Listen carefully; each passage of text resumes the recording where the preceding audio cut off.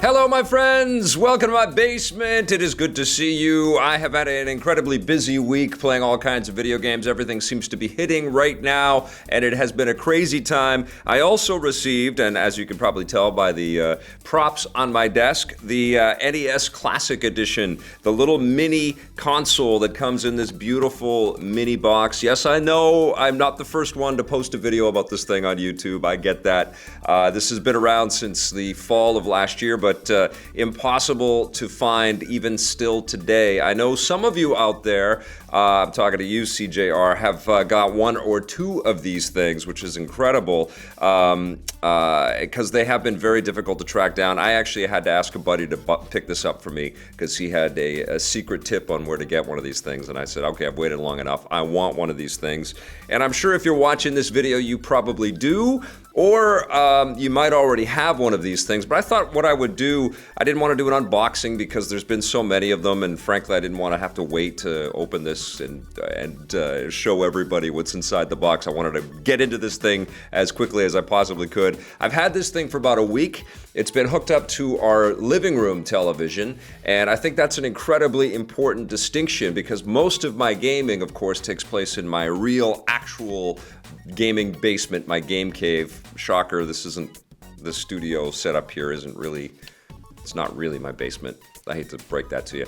Yeah, I've been playing in my basement, my real basement, for many, many years, playing all kinds of video games, and that's where I kind of like to lose myself and get lost in all of these incredible, game experiences. And let me tell you, the bags under my eyes will tell you I have been having a lot of incredible game experiences recently, and I'll be sharing some of those with you right here on the channel. But I figured the perfect home for this would be where everybody can access it. I want my daughter to play this. I'd love my wife to jump on and pick up one of these controllers and get lost in some of these classic games. She was addicted to Donkey Kong. When she was growing up, that was one of her favorite games. She used to play it on the computer all the time, or I guess it would have been the NES all the time. And she absolutely has these fond memories, also terrifying memories, like a lot of us, of these games that just grab hold of us and never let us go. And so I figured the best place to sort of keep this was to have it so it's constantly accessible. And this is the big revelation that I've had with this console. It's the size of a controller. I want to call it a controller all the time. And actually, they could make a portable version of this very easily, couldn't they? They could just flip it. I guess the old Game Boy Advance was kind of like this. But the best thing that I can say about this console is how immediate it is. You turn it on and you're playing a game. The music, boots up and you hear this crazy 8-bit retro type music, the sort of menu music that Nintendo's put in here. And then you can just select through all of the different screen caps for what cartridge you want to select. And there are 30 different games on here, as we all know. And then you just jump right in and you're playing right away. There's no day one patch. There's no downloading anything. There's no updating. There's no syncing of trophies or anything like that. It is just simply turn it on and jump into a game. And there are some save states and stuff like that. They've done some modernizing to some of the way they're showing off the games here. But for the most part, they're pretty true ports and pretty true emulations of the classic NES cartridges. And they've picked 30 good games on here. Of course, you've got Super Mario Brothers and 1, 2, and 3 on there as well. Donkey Kong and Donkey Kong Jr., Mega Man 2. You don't have a whole suite of Mega Man games. Star Tropics is on there. Excite Bike is on there. Zelda 1 and 2 is on there. Some classics that most of us are pretty familiar with. They're kind of safe classics. And 30 games, I think we can all agree, just isn't enough. But it's not so much that it's, just the limit of 30 games, because I think 30 games for $60 in the US, and I think this is about $80 in Canada if you can find one. That's not a bad price, considering most of these things have been sold, the individual games have been sold on eShops for around $5. And what's interesting is, whether you jump into, classic Contra or Mega Man or whatever you want to play in here, you'll note that these games are not small. They kept us engaged for hours and hours back in the day, and they still have the propensity to do that today, unless you are an expert whiz-bang like Jose Sanchez is, who can just, plow through every single one of these things super quickly. they actually hold hours and hours of entertainment. And what's also true about all of these classic games, and why I wanted to make this video today, is they hold their artistic merit over time.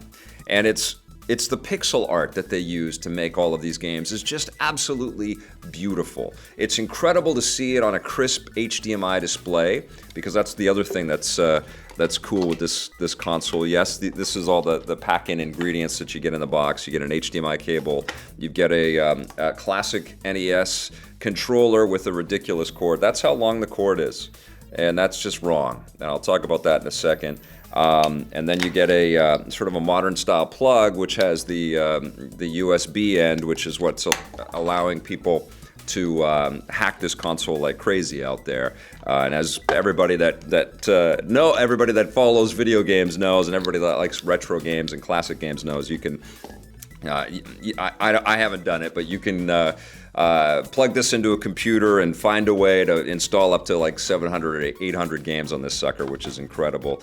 You know, seeing this system on an HDMI kind of television and having all of this classic 80s art just pop off the screen like that is a revelation. It's almost like, you know, most of our sort of modern screens are super flat and super thin, and they're widescreen, and the colors are jacked, and they didn't look like that when we played them on old CRT TVs. They looked great, but they didn't look like hanging wall art. And that's exactly what these games are when you see them in 2017, and why I think this resurgence over the last few years of all of these 8-bit and 16-bit kind of throwback titles out there has been so well received. There's been some super successful ones. I can't help but think of you know, it would be amazing to see a game like Shovel Knight just casually slotted in the middle of all of these games on here, you know, or Axiom Verge or something like that. It'd be totally crazy.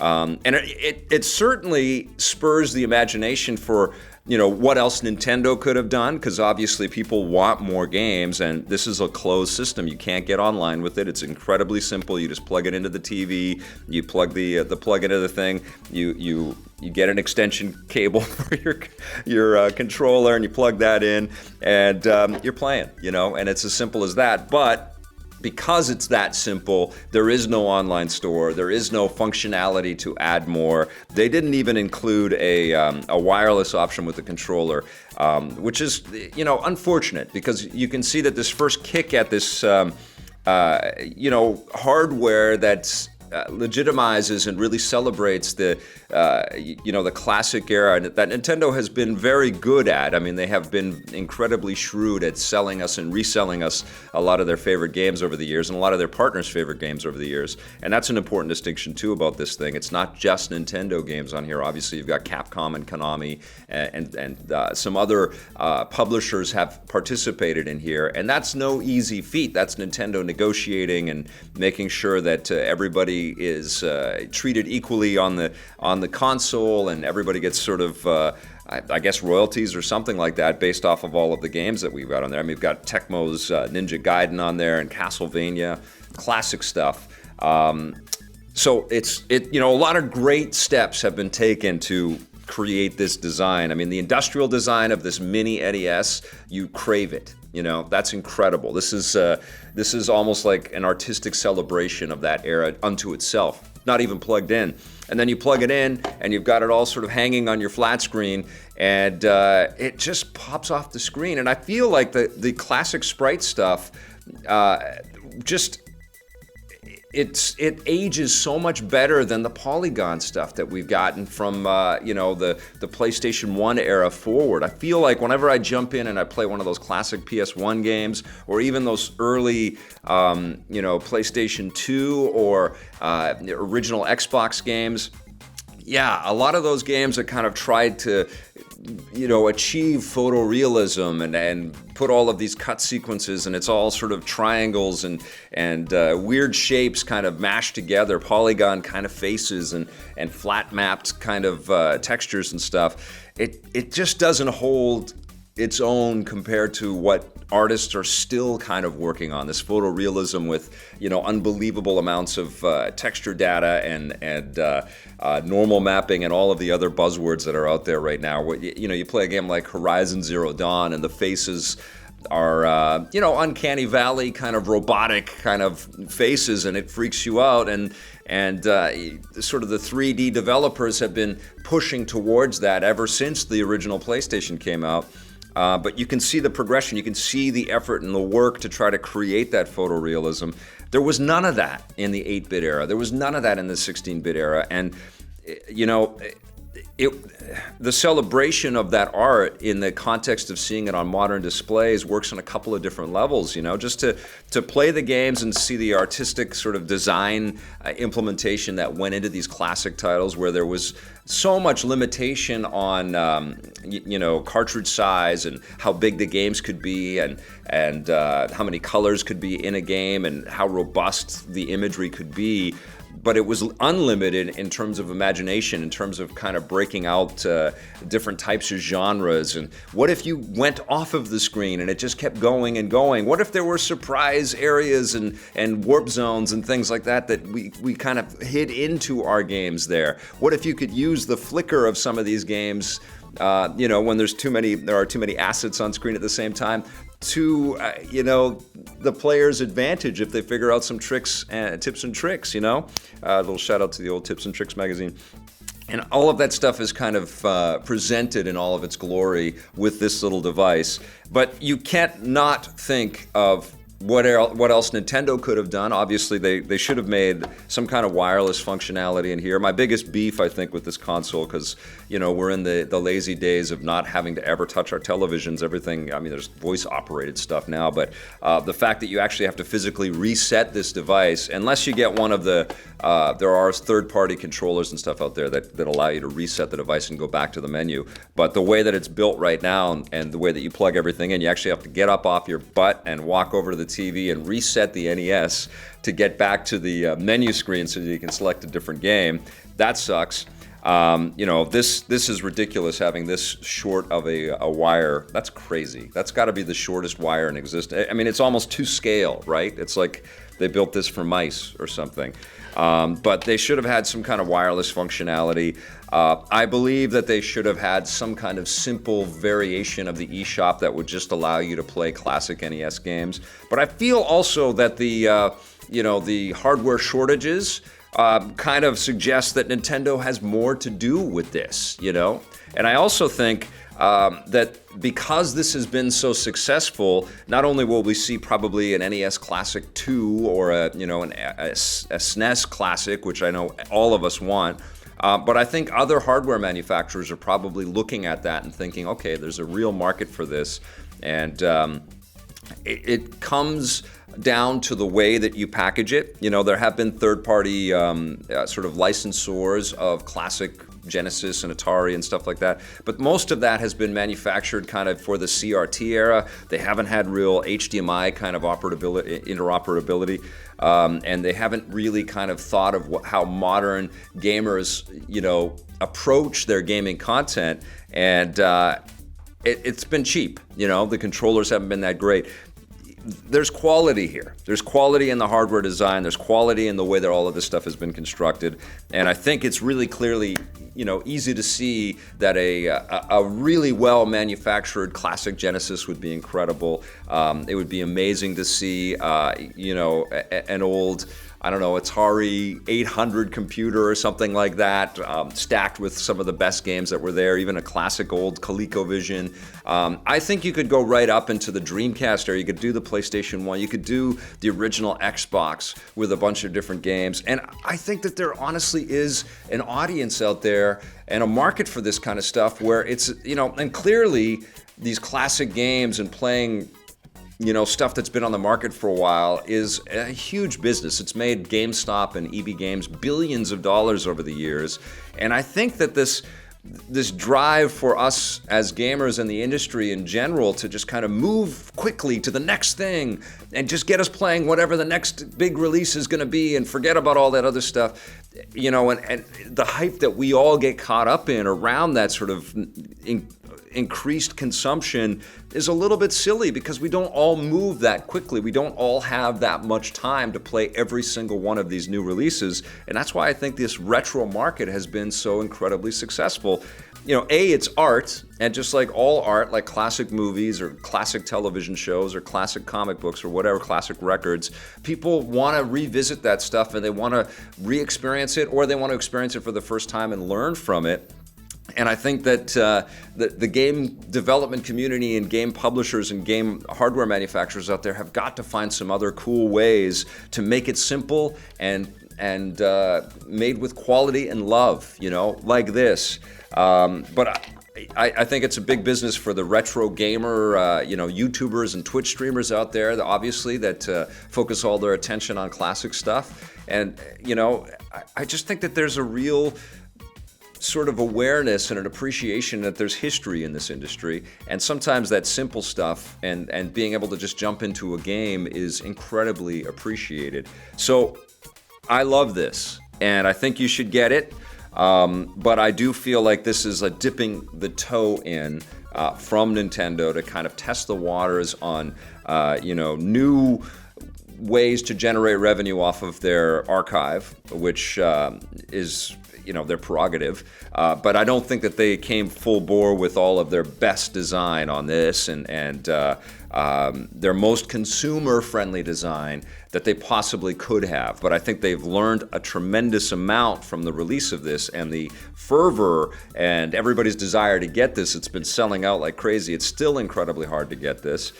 So I expect that come this holiday, after the Switch is out, and that's another thing, is they didn't want to really have two competing machines, I think, in the marketplace, cannibalizing each other, and they want people to buy the Switch. And I wouldn't be surprised, and I think this would make good business sense, is to create a cartridge version of this for the Switch. For a lot of people that couldn't find this thing, maybe they could just buy the cartridge with all of these games on it. I think that would sell like crazy. But I wouldn't be surprised that we're going to see an update to this, maybe with 60 games on it, maybe with a wireless controller. I wouldn't be surprised for us to see a Super Nintendo, and I think that we're probably going to see some other retro gaming consoles really fight for shelf space out there, but it's going to come down to the quality of the build and the quality of the emulation and the features out there.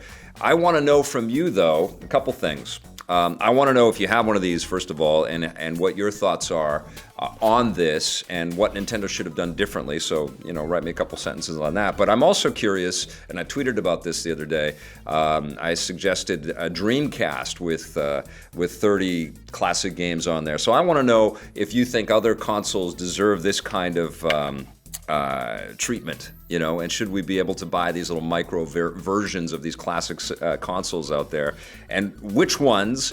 And when you tell me which one, I want to know what games you think should be on those consoles. But I love this thing. I'm glad I have it. It just warms my heart to see my daughter playing Super Mario Brothers or Super Mario World. It's not Super Mario World. Super Mario Brothers 2, Brothers 3. I love her just sitting there trying to figure it out, and also like trying to get Kirby to fly. And I mean, this is great stuff. And the thing that I notice in her too, this is proud parent time. But the thing that I notice in her too is that there's none of this critical sort of assessment on the visuals here.